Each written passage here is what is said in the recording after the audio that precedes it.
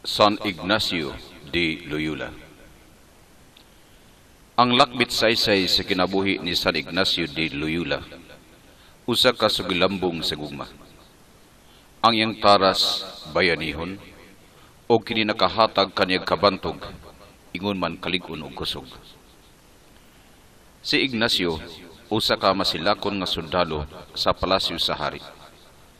Apan human siya makakita kang Kristo, mas labi pa siyang masilakon, kusganon, gamhanan, maisog, sundalo sa Dios. Nataw si Ignacio sa Disyembre 24, 1491. Napulo og duha sila ka igsoon. Siya ang kinamanghuran. Sa antigo na siyang musulat o mubasa, gipadala siya sa palasyo ni Hari Fernando o Hara Isabela. Siya gihimong poltiro sa palasyo. Isip ng alagad sa palasyo, nagtubo siya nga mahigugmaon sa mga butang matahom, sama sa kabulakan, sa kabinikahan, tawhanong kaanyag, ingon man sa pagbalak, pagsulat o uban pa. Tas kayo ang iyang pangandoy nini, og nadasig siya pagkabot ingon og bayani. Ang katawhom og kaanyag ni Prinsesa Juana, nakapabihag kaniya. Gani nagsulat siya og daghang mga garay sa gugma, pahinungod kang Prinsesa Juana. Isip sundalo, mo iyang damgo paghupot og gahong militar, pagdumala sa pundok. Og tuod man, siya ang nahimong panag-ingnan sa mga batanong nagdamgo sa pagkabayan. Usa ka adlaw niya na, ang grasya sa Dios nahulog ngadto kaniya. Kini gitugot sa kitasan aron siya makabig kang Kristo. Usa na nakahigayon, giatake ang Pamplona sa kasandaluhang Franco.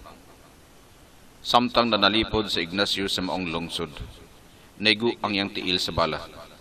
Napukan siya. Unya human ini, gupirahan sa tambalanan ang maon niyang tiil. Apan Hinuo na grabe kini. Ang iyang kinabuhi nagungaw sa kamatayon. O gani ang katapusang sakramento, ang extreme unction, gidapat naman kaniya. Ang gahom sa sakramento, nagluwas niya, niadtong himalaton niyang kahimtang. Apan samtang apyog pa siya sa sulod sa tambalanan, nangay siya og mga basahon, may tungod sa mga bayani, aron iyang basa-basahon. Apan wala gayud sila'y nakita, aron ihatag kaniya. Hinuon ang ilang gihatag mo lamang ang duha ka basahon, The Life of Christ og ang Flowers of the Saints. Nining duha ka basahon, natandog ang kasing-kasing ni Ignacio, og miturok siyang galamhan, ang dakong kasibot og kainit, ang gugma sa pagsunod sa mga tunob sa mga balaan, ang pagkasundalo o busa bandila ni Kristo. Sa diha nga si Ignacio mibiya na sa tambalanan, gitino niya ang tanan, yang gibutyag nga ang iyang mga adlaw o panahon alang na sa bandila sa gingharian ni Kristo, dili na ubos sa bandila sa hari ni Hara sa yuta.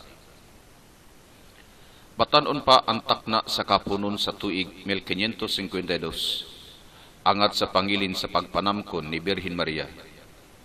Gipanghatag ni Ignacio ang iyang mga matahom, bililhon nga mga bisti ngadto sa mga timawa og makalilimos sa kadalanan. Og niya na ang iyang sapot, mao na ang sapot sa makalilimos. Niya misulod siya sa simbahan sa Our Lady of Montserrat.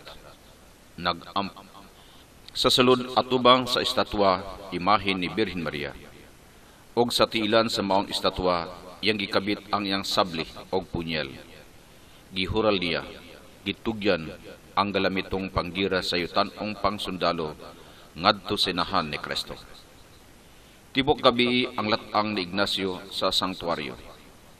Kadtong haladumon niyang panghural sa sabli og punyal kang Birhen Maria. Unya, mikompisal siya og mikalawat pagkabuntag. Og tapos nini, mibiya siya paingon sa Manresa.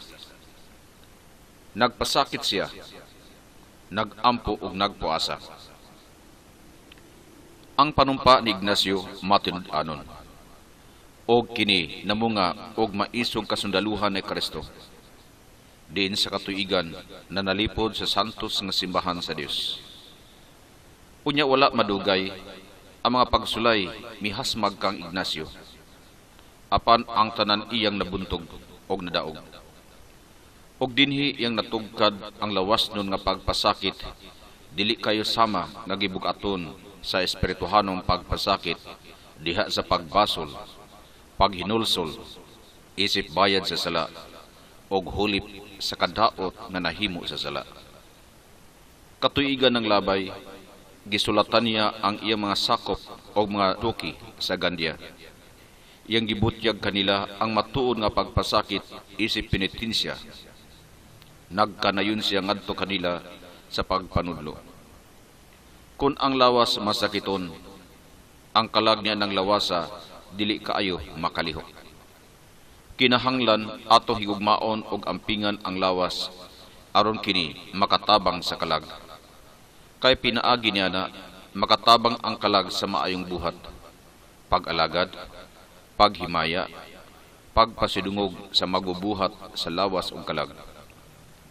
Mahitungod sa lawas nun nga pagpasakit, dili ako uyon, ilabi na kung dunay dugo nga moagas. Imbis paagason og dugo, mas maayo pa pagasan sa mga luha sa pagbasol sa mga sala, og mas makapasamot pa paglig-on sa imong pagtuo, paglaom, gugma og kapuangod, kaaghop, kabuutan, kalinaw, kalipay sa kalag. Didto nagtuon si Ignacio sa Espanya o Fransya. Nagkalinlain ang kolehiyo nga iyang nasudlan. Og sa panuigon na siya og kapatan og upat, nakabot niya ang Master of Arts degree sa Universidad sa Paris. Ang lakaw ni Ignacio sa gawas, ang una niyang kauban mao si Padre Faber, Francisco Javier og uban pa. Sa Agosto 15, 1534, siya og ang unom kakauban nanumpa sa pagkinabuhi, pagdumili sa ilibgon, pagputli sa lawas ug kalag, katarong, kabuutan og paglikay sa lawas nung pangkinahanglan. Ang kaulangan og kakulian ni ining panumpaa wala nila paabuta. Andam sila mobarog og manalipod sa maong panumpa batok sa mga pagsulay. Nakasulat si Ignacio og usa ka libro, ang Spiritual Exercises. Apan niini siya gisumbong kay kuno ang iyang sinulat usa ka irhiya. Apan wala siya makarug kay hugot gayud siya muhalad sa iyang panahon og serbisyo sa Ginoo. Bisan sa nagkagot nga ngipon sa mapagbabag bato kaniya. Sa ting pamulak sa tuig 1537, si Ignacio ug ang iyang mga kauban nakikita kang Santo Papa Pablo III. Ang maong Papa nakaday kaayo kanila. Tungod sa ilang kahibalo nga nakatunan sulod sa talagsaong kainit ug kadasig sa apostoladong kaakuhan alang sa pagkabig sa mga makasasala. Og sila gipanalanginan sa maong Papa, gitugutan nga ordinahan sa pagkapari. Ang kapunungan ni Ignacio, opisyal gidawat sa simbahan sa tuig 1540. Siya ang unang general sa kapunungan. Ang tumong sa kapunungan mao ang pagwali sa pulong sa Dios, pag-atiman sa mga kabus nga masakiton, ingon man pag-atiman sa mga babae nga napukan sa kugawan sa sala. Dungag pa ang laing dako nga gimbuhaton sa kapunungan mao ang pag-usa ngadto sa usa ka pundok sa tanang sumusunod ni San Ignacio. Atong nahinumduman, si Ignacio kaniadto usa ka sundalo, militar, apan karon usa na ka sundalo ni Kristo espiritual.